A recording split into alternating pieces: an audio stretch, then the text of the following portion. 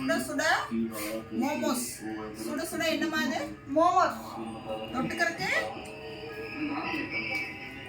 என்னது? மோமோஸ் சுட தக்காளி சட்னி.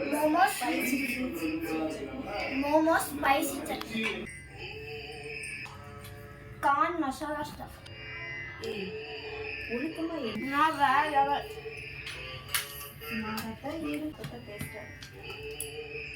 இது பேர் என்னதுங்க? மோமோஸ்.